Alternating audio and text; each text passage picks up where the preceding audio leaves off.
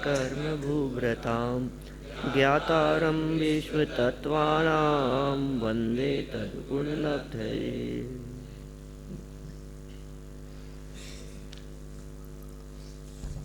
सर्वार्थ सिद्धि के आधार से दूसरे अध्याय के अंतर्गत जीवों की अपनी चर्चा चल रही थी। फिर जीव के भेद बतलाए, संसारी और मुक्त, ये दो प्रकार के जीव हैं। फिर संसारी जीवों के भी दो प्रकार बतलाए, मन सहित और मन रहित। शिष्य ने पूछा कि हमने तो और ही कुछ सुने थे, नहीं और भी है ना, त्रस स्थावर ऐसे भी भेद किए जा सकते हैं, संसारिण त्रस स्थावरः। तो एक जवाब ये भी हो सकता है। फिर त्रस और स्थावर इनकी चर्चा करनी थी, तो फिर यहाँ इन्होंने पहले स्थावर की चर्चा की। माने संसारिणस त्रस स्थावरः, ठीक है ना, त्रस और स्थावर। वहाँ तो ऐसी चर्चा हुई कि संसारी जीव के दो भेद हैं, त्रस वैल्यूएबल भी है और त्रस शब्द छोटा भी है, इसलिए त्रस को पहले रखा गया, स्थावर को बाद में रखा गया। संसारिण त्रस स्थावरः। लेकिन वर्णन करते समय स्थावर को पहले लिया, त्रस को बाद में क्यों?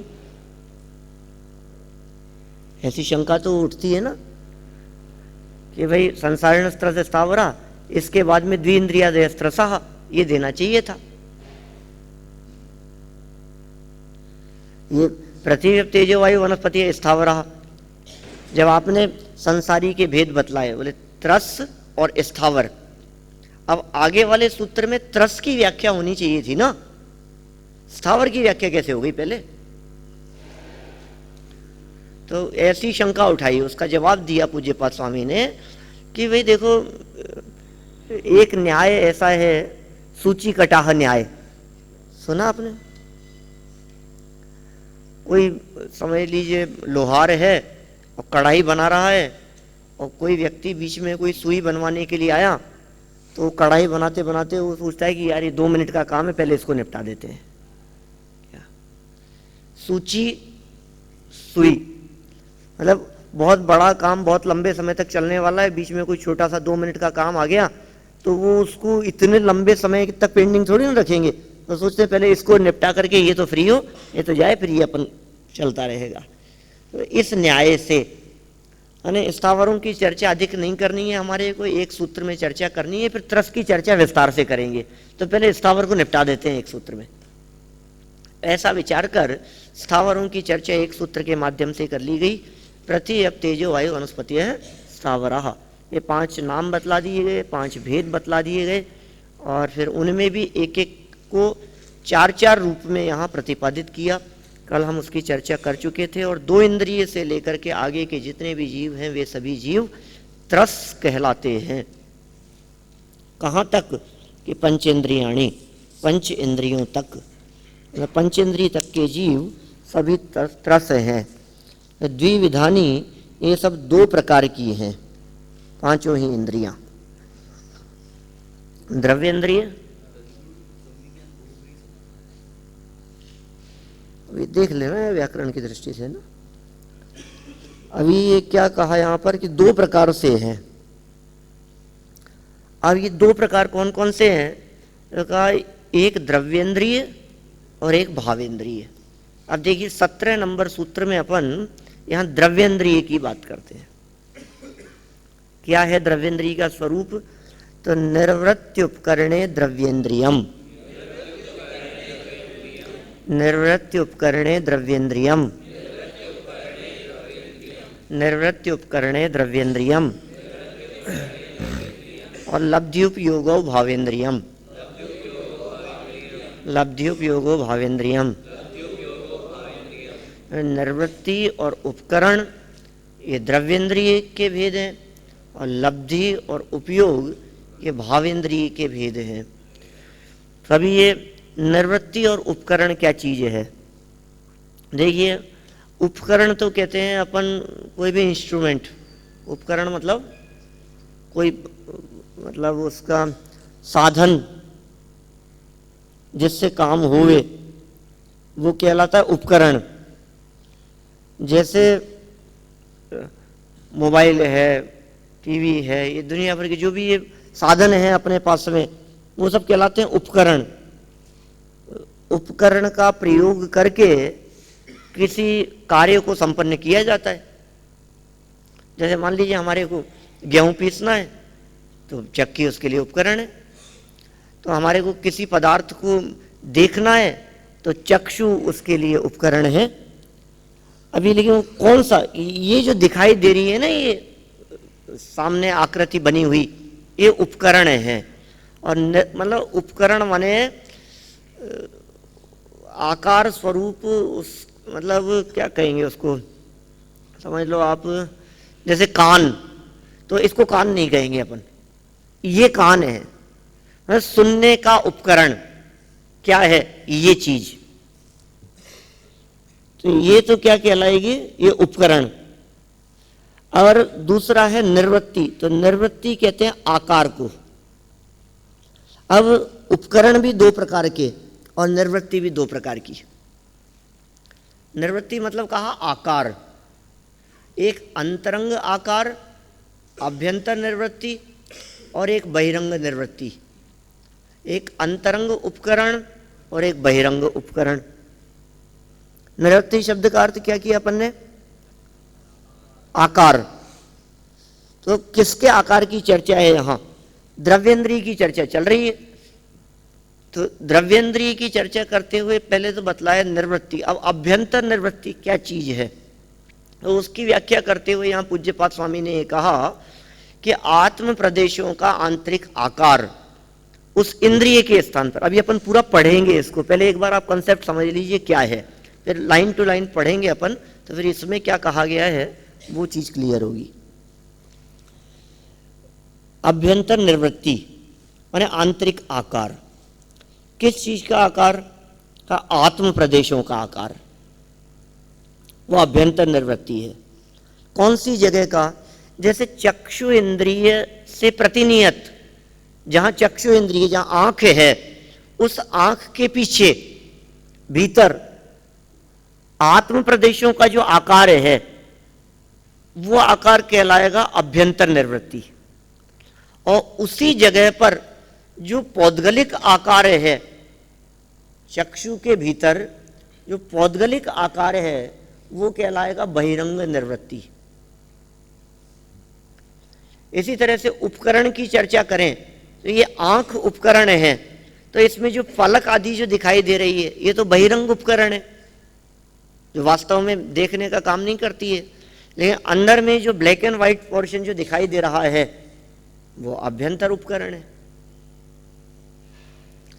अंदर से चलें, आत्म प्रदेशों का आकार, फिर उसके बाद में चक्षु इंद्रिय के योग्य पौद्गलिक आकार, फिर उससे बाहर आए तो ये जो सफेद और काला जो पोर्शन दिखाई दे रहा है ये उपकरण।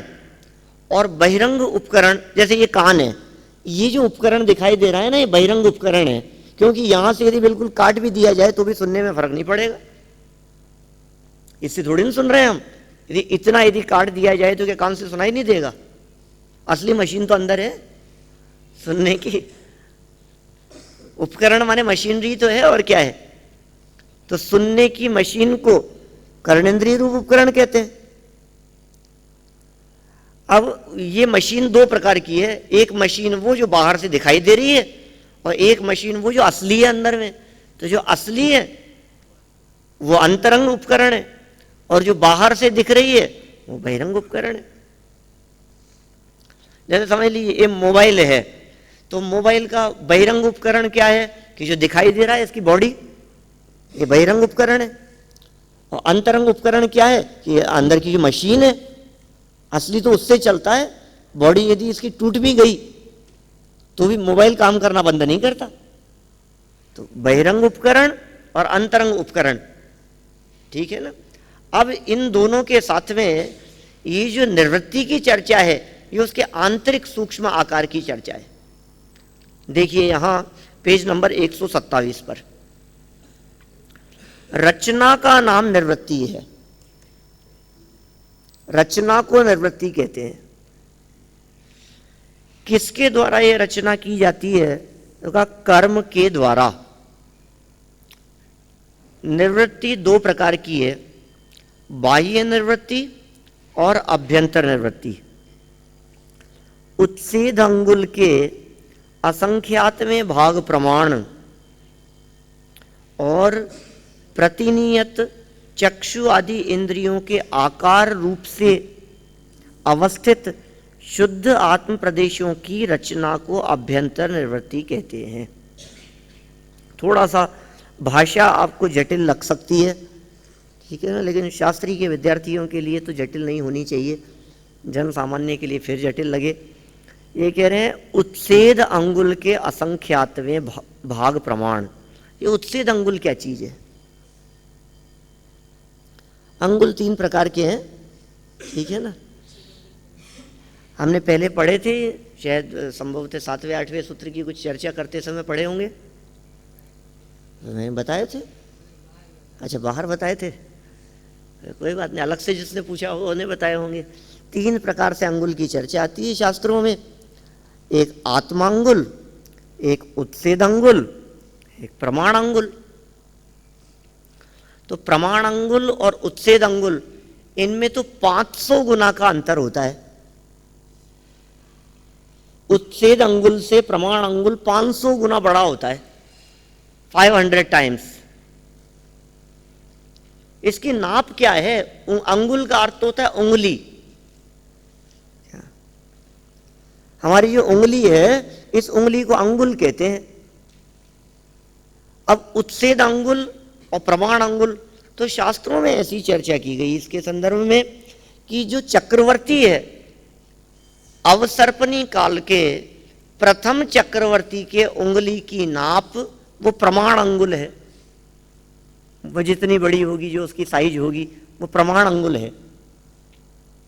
अवसर्पणी काल के प्रथम चक्रवर्ती की उंगली और अवसर्पणी काल के अंतिम चक्रवर्ती की उंगली की नाप वो उच्छेद अंगुल है। समझ में आई बात? तो अंतिम चक्रवर्ती की लंबाई चौड़ाई कितनी होगी? बहुत कम हो गई। अपन तो चक्रवर्तियों की लंबाई चौड़ाई अपने को पता नहीं है, हमें तो तीर्थंकरों की पता है, तो तीर्थंकरों से लगा लो। ऋषभ देव के शरीर की ऊंचाई 500 धनुष की थी और महावीर स्वामी की कितनी रह गई? ये 7 हाथ की रह गई। तो अंतर ख्याल में आ रहा है ना? 4 हाथ का एक धनुष होता है, माने 1.25 धनुष की हो गई। इधर तो 1.25 धनुष की हो गई और वहां 500 धनुष की थी। तो यहां जगन्य ऊंचाई जो है वो 1 धनुष मानना चाहिए और वहां उत्कृष्ट 500 धनुष मानना चाहिए। तो 500 गुना ज्यादा बड़ी हो गई प्रथम से लेकर के अंतिम तक। तो उच्छेद से चर्चा की हो तो जगन्य नाप होगी, छोटी वाली नाप होगी।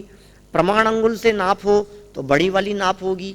ये चीज सिर्फ अंगुल में ही नहीं है, धनुष में भी लागू होगी। उच्छेद धनुष और प्रमाण धनुष, वही फर्क होगा। क्यों नहीं होगा ऐसा फर्क? आप सोचिए, क्या धनुष की नाप दोनों जगह बराबर होगी? तो वहां के चक्रवर्ती का यदि धनुष और अवसर्पणी काल के अंतिम चक्रवर्ती उठाएगा तो उसके तो समझ में नहीं आएगा कि ये क्या है। समझ में आ रही है बात? उसी की शरीर आकार के हिसाब से होना चाहिए ना।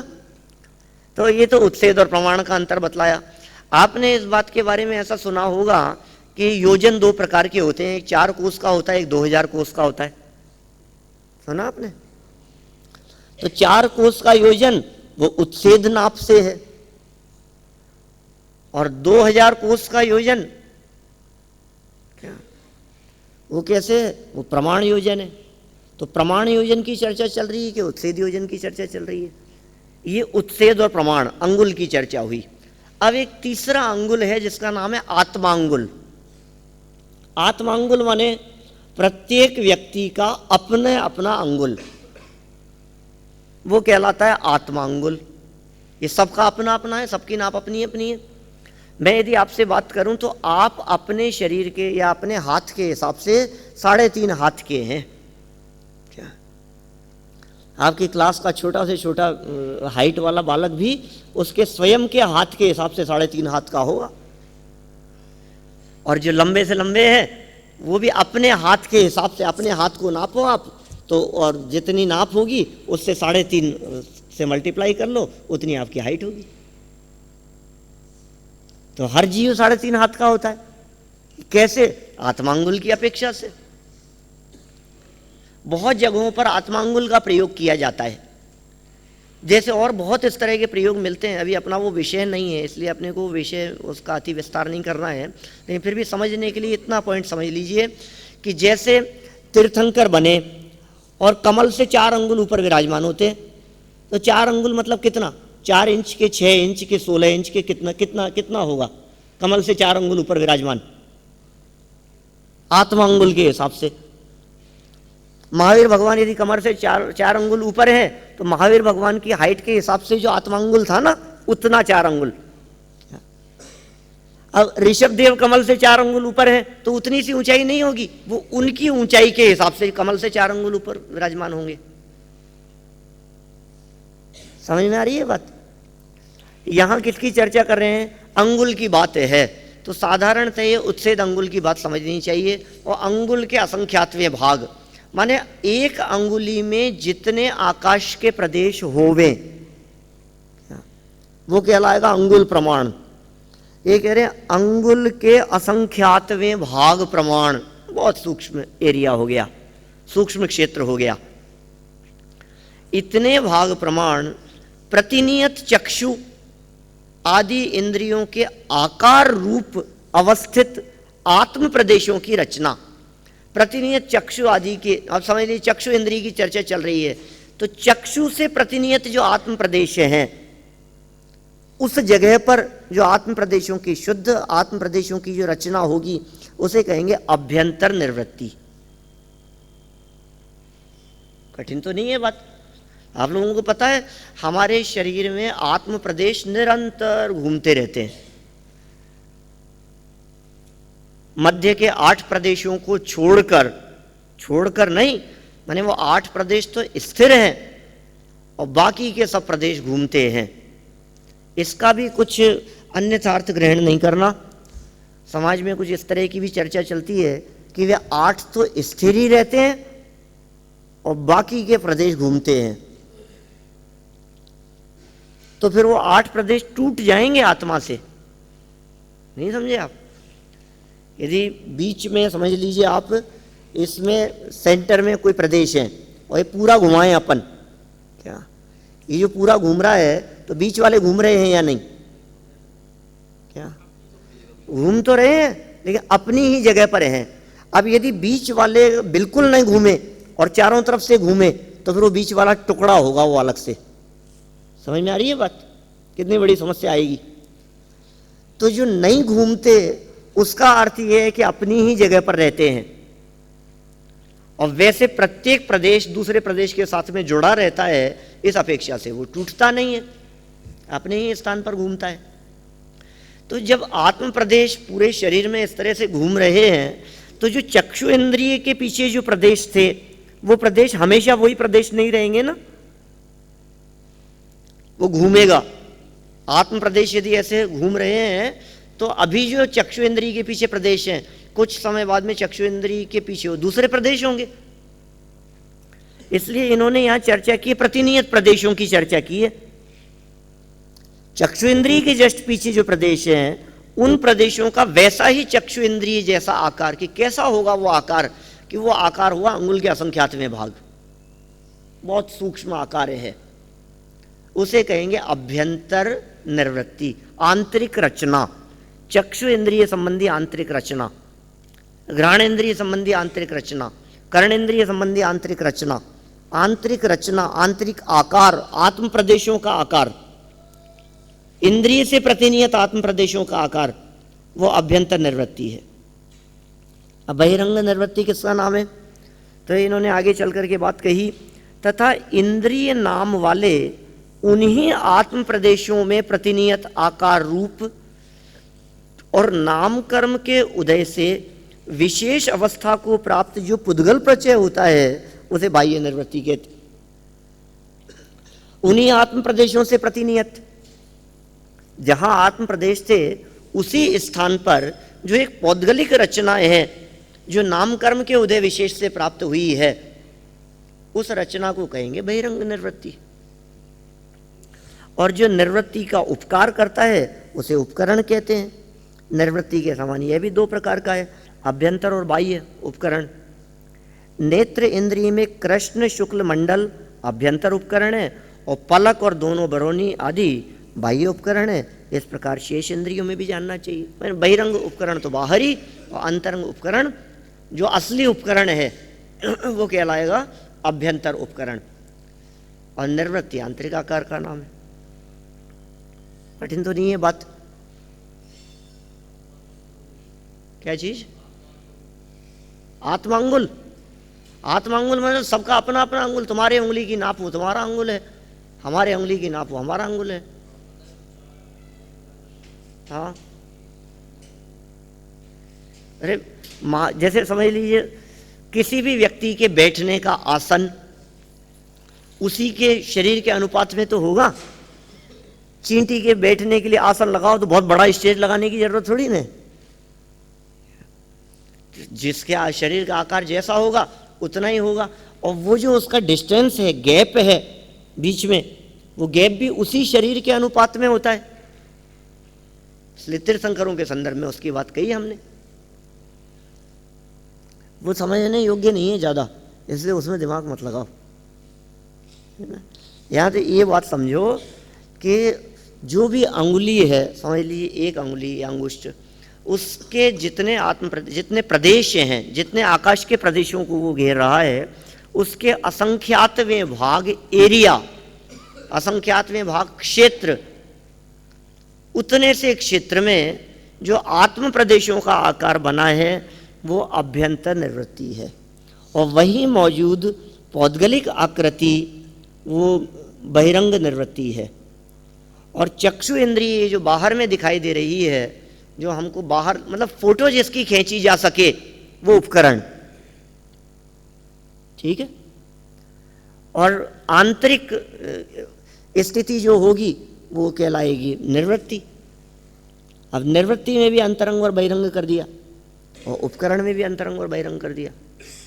तो जो बहुत ही स्थूल बाहर में दिखाई दे रहा है वो बहिरंग उपकरण है, उससे भीतर अंतरंग उपकरण है, उससे भीतर बहिरंग निर्वृत्ति है, उससे भीतर अंतरंग निर्वृत्ति है।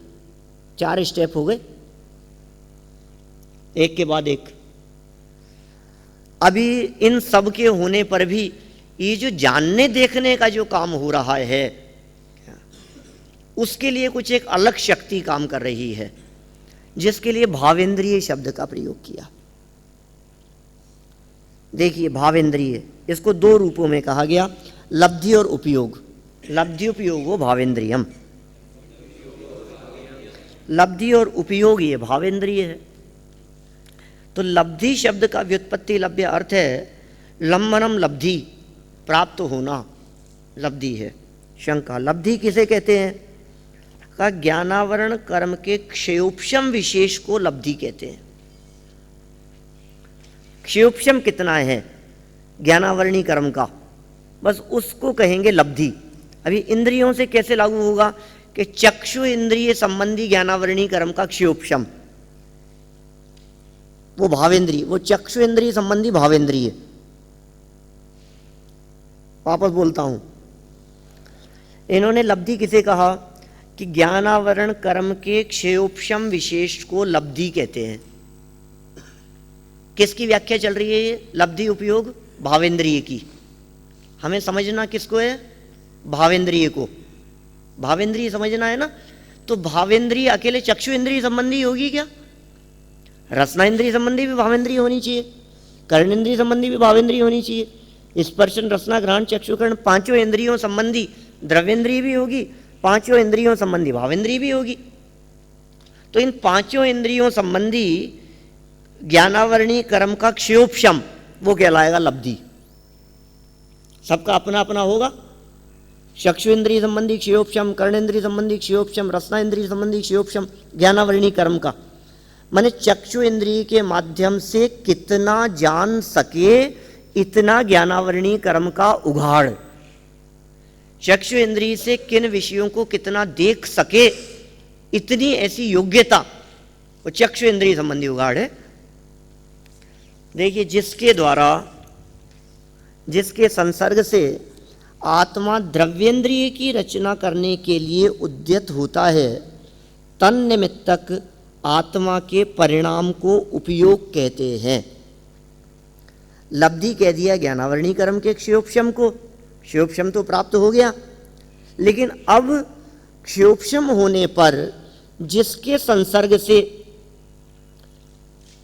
आत्मा जानने में प्रवृत्त होवे, वो आत्मा के परिणाम, वो कहलाएगा उपयोग।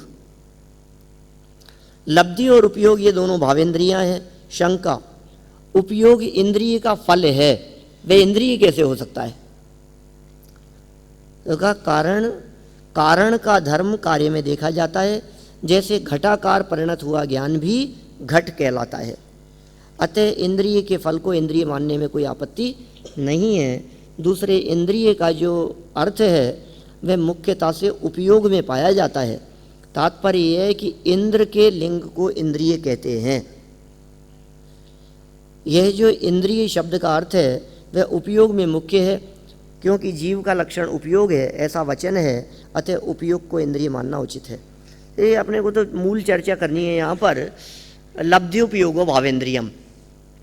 तो लब्धि किसे कहा और उपयोग किसे कहा? उपयोग प्रवृत्ति स्वरूप, और लब्धि भी प्रकट ज्ञान की पर्याय है।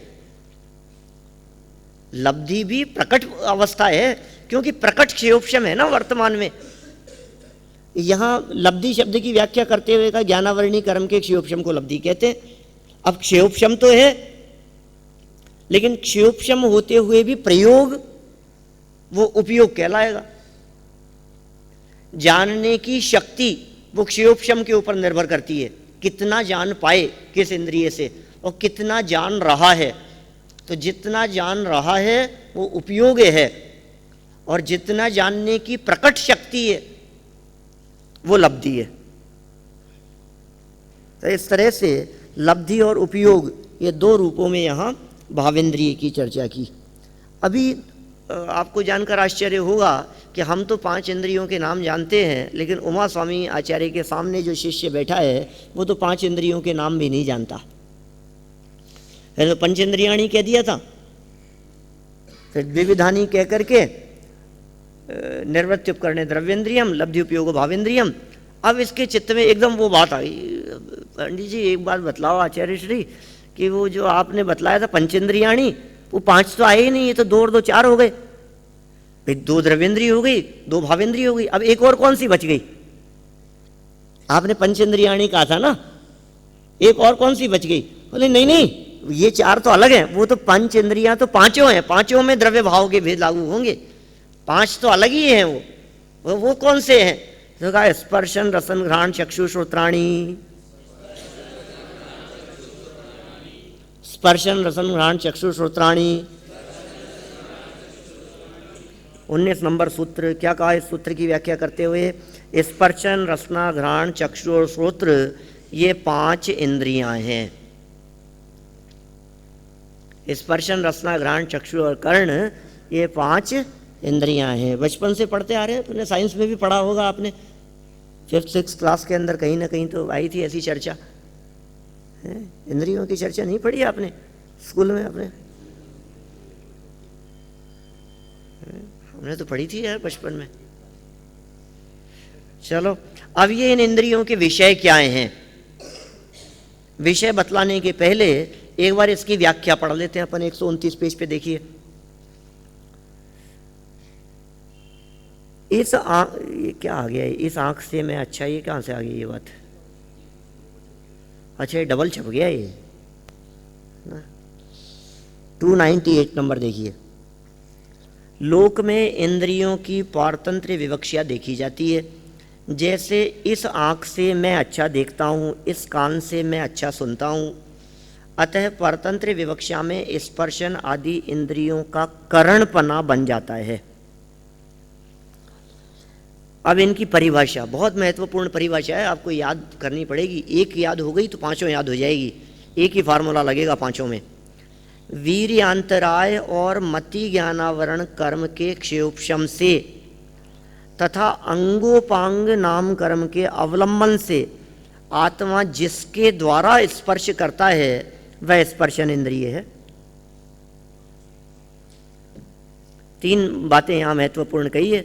एक तो वीर्यांतराय, इसका क्षयोपशम, एक मति ज्ञानावरण कर्म का क्षयोपशम, और एक अंगोपांग नाम कर्म का अवलंबन।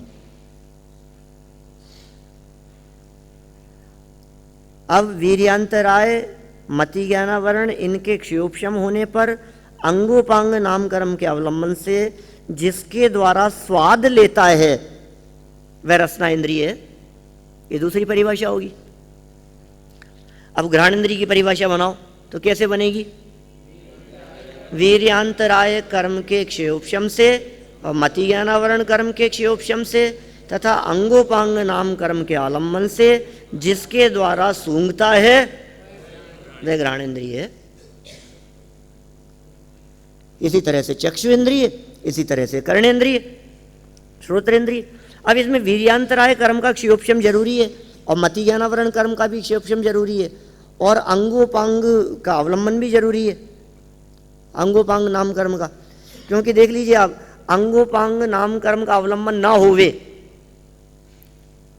समझ लीजिए अंगोपांग नाम कर्म के अवलंबन से क्या होगा कि ये शारीरिक रचना, ये रचना जो है, ये रचना तो अंगोपांग नाम कर्म के उदय का काम है। अब इस रचना के साथ में अंदर में क्षयोपशम नहीं हो उस जाति का, तो चक्षु इंद्रिय होते हुए भी आप देख नहीं पाते। कर्णेंद्रिय तो है, पंचेंद्रिय जीव है, लेकिन कान खराब हो गए। तो अंगोपांग नाम कर्म के उदय में विकृति थी, ठीक है, या फिर समझ लीजिए उतनी शक्ति नहीं थी देखने की। जैसे हम बाहर खड़े होकर के सूर्य को देखना चाहें तो हमारे में इतनी शक्ति नहीं है कि हम सूर्य के सामने आंखें खोल करके देख सकें। तो वीर्यांतराय कर्म का क्षयोपशम नहीं है इतना। वीर्यांतराय कर्म का उदय तीव्र है, इसलिए जिसका क्षयोपशम होता है वो पदार्थ को हम देख पाते हैं और जिसका क्षयोपशम नहीं होता है उस पदार्थ को हम देख नहीं पाते। जैसे चक्रवर्ती की बात करें तो चक्रवर्ती के चक्षु इंद्रिय संबंधी वीर्यांतराय कर्म का क्षयोपशम इतना है कि वो छत पर खड़े होकर के सूर्य बिंब को देख सकता है, क्योंकि चक्षु इंद्रिय संबंधी वीर्यांतराय कर्म का क्षयोपशम। तो वीर्यांतराय कर्म का क्षयोपशम माने उस चीज को जानने की शक्ति, अंदर में ताकत ना होवे तो उस चीज को जान करके मर जाए। जैसे कर्णेंद्रिय संबंधी वीर्यांतराय कर्म के क्षयोपशम की इतनी योग्यता न होवे तो वो किसी शब्दों को सुन करके मरण को प्राप्त हो जावे। किसी ने कोई अपशब्द कह दिए और वो उन शब्दों को ही बर्दाश्त नहीं कर सका तो वो मर गया वो व्यक्ति। उसका उसके अंतराय संबंधी, वीर्यांतराय संबंधी उसका उतना क्षयोपशम नहीं है, उतनी ताकत नहीं है उसमें। जैसे समझ लीजिए आप, पचाने की ताकत, खाने की ताकत, सुनने की ताकत, देखने की ताकत, ये तो कहलाएगा वीर्यांतराय कर्म का क्षयोपशम। क्षयोपशम कहेंगे ताकत को और वीर्यांतराय कर्म के उदय को कहेंगे ताकत की कमी। जैसे हम कहते हैं कमजोरी, आंखों में इतनी ताकत नहीं कि इतनी दूर का देख सके। इसी तरह से इसके होने के साथ साथ में अंतरंग में तत्संबंधी कर्म का क्षयोपशम, क्योंकि मति ज्ञानावरण कर्म पंचेंद्रिय संबंधी होता है। तद इंद्रिय अनिंद्रिय निमित्तम, ये अपन ने पहले पढ़ा था। इंद्रिय अनिंद्रिय निमित्त जो है वो मति ज्ञान में बनता है। तो जब मति ज्ञानावरण का भी क्षयोपशम होगा, तत्संबंधी इंद्रिय संबंधी वीर्यांतराय कर्म का क्षयोपशम होगा, और इन दोनों के साथ साथ में जब अंगोपांग नाम कर्म का उदय होगा, माने वो अंग भी मिले। जैसे समझिए आप, क्षयोपशम की दृष्टि से बात करें अपन तो हमारे को अभी चक्षु इंद्रिय संबंधी क्षयोपशम तो है, लेकिन किसी व्यक्ति ने आंख फोड़ दी तो सैनी पंचेंद्रिय होने से उसके पांचों इंद्रियों से जानने योग्य क्षयोपशम तो मौजूद था, मति ज्ञानावरण संबंधी क्षयोपशम, लेकिन उसके इंस्ट्रूमेंट ही खराब हो गया तो क्या होगा? अंदर में क्षयोपशम होवे और कान खराब हो जावे बाहर में, तो डॉक्टर कुछ मशीन लगा करके, कुछ इलाज करके, कुछ बदल करके उसको इलाज कर देते हैं। चक्षु खराब हो गई, आंख खराब हो गई मान लीजिए आपकी, अंदर में क्षयोपशम ही नहीं होगा। जैसे मान लीजिए 3 इंद्रिय जीव के चश्मा लगाओ तो 3 इंद्रिय देख पाएगा कि नहीं?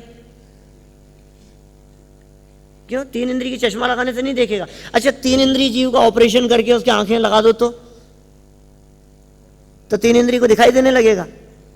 नहीं देगा, क्योंकि उसके चक्षु इंद्रिय संबंधी क्षयोपशम ही नहीं है अंदर में। तो पहले तो क्षयोपशम जरूरी है, और क्षयोपशम के होने पर भी यदि आंखें फूटी हुई है तो देखने का काम नहीं हो सकता। तो डॉक्टर क्या कर सकता है कि साहब आंखें बदल दी हमने, आंखें लगा दी, चश्मा लगा दिया, ऑपरेशन कर दिया, तो वो तो इंस्ट्रूमेंट में परिवर्तन कर रहा है। अंदर में क्षयोपशम होगा तो इंस्ट्रूमेंट काम करेगा, अंदर में क्षयोपशम ही नहीं हो तो चश्मा क्या काम करेगा? आंखों में देखने की शक्ति न बची हो तो चश्मा भी कुछ काम नहीं कर सकता। तो ये 3 चीजें जरूरी है। इन इंद्रियों की परिभाषा में इन्होंने 3 बातें कह दी यहां, वीर्यांतराय और मति ज्ञानावरण कर्म का क्षयोपशम और अंगोपांग नाम कर्म का अवलंबन। अब इन तीनों के होने पर जिसके द्वारा छू करके जानता है वो स्पर्शन इंद्रिय है, इन तीनों के होने पर जिसके द्वारा चख करके जानता है वो रसना इंद्रिय है, सूंघ करके जानता है वो घ्राण इंद्रिय है, देख कर जानता है और सुनकर जानता है वो चक्षु और कर्ण इंद्रिय है। इस तरह से 5 इंद्रियों की बहुत महत्वपूर्ण परिभाषा यहाँ पूज्यपाद आचार्य देव ने सर्वार सिद्धि में दी है, जो इसी की अपने आप में एक अद्भुत विशेषता है। देखिए और आगे बढ़ते हैं अपन। फिर इनके विषय की चर्चा की कि हाँ इन इंद्रियों का विषय क्या है। तो कहा स्पर्श रस गंध वर्ण शब्दास तदर्थः। स्पर्श रस गंध वर्ण शब्दास तदर्थः। स्पर्श रस गंध वर्ण शब्द शब्दाः तद अर्थः, ये उनके अर्थ हैं, ये उनके विषय हैं। किसके विषय हैं? कि स्पर्शन इंद्रिय का विषय स्पर्श है, रसना इंद्रिय का विषय रस है, घ्राण इंद्रिय का विषय गंध है, चक्षु इंद्रिय का विषय वर्ण है, और श्रोत्र इंद्रिय या कर्ण इंद्रिय का विषय शब्द है। ये तद अर्थः, ये सब उनके अर्थ हैं, इनको पदार्थ जानना चाहिए। स्पर्श रस गंध वर्ण और शब्द ये क्रम से उन इंद्रियों के विषय हैं। देखिए नीचे पढ़ लेते हैं अपन। द्रव्य और पर्याय की प्राधान्य विवक्षा में स्पर्श आदि शब्दों की क्रम से कर्म साधन और भाव साधन में सिद्धि जानना चाहिए। जब द्रव्य की अपेक्षा प्रधान रहती है तब कर्म निर्देश होता है।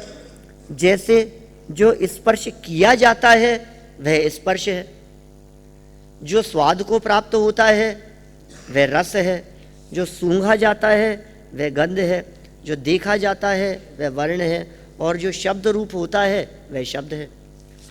और इस व्युत्पत्ति के अनुसार ये सब स्पर्श आदि द्रव्य ठहरते हैं। तथा जब पर्याय की विवक्षा प्रधान रहती है तब भाव निर्देश होता है। जैसे स्पर्शन स्पर्श है, रसन रस है, गंधन गंध है, वर्णन वर्ण है और शब्दन शब्द है। इस व्युत्पत्ति के अनुसार सब स्पर्श आदि धर्म निश्चित होते हैं। इन स्पर्श आदि का क्रम इंद्रियों के क्रम से ही व्याख्यात है, अर्थात इंद्रियों के क्रम को ध्यान में रखकर इनका क्रम से कथन किया है। मैं कुल मिलाकर के स्पर्श रस गंध वर्ण और शब्द इनकी व्याख्या की है। इनका संबंध 5 इंद्रियों के साथ में अपने को कर लेना चाहिए। इस प्रकार यहाँ 20 सूत्रों तक की अपनी चर्चा हुई। शेष आगे बढ़ाएंगे कल।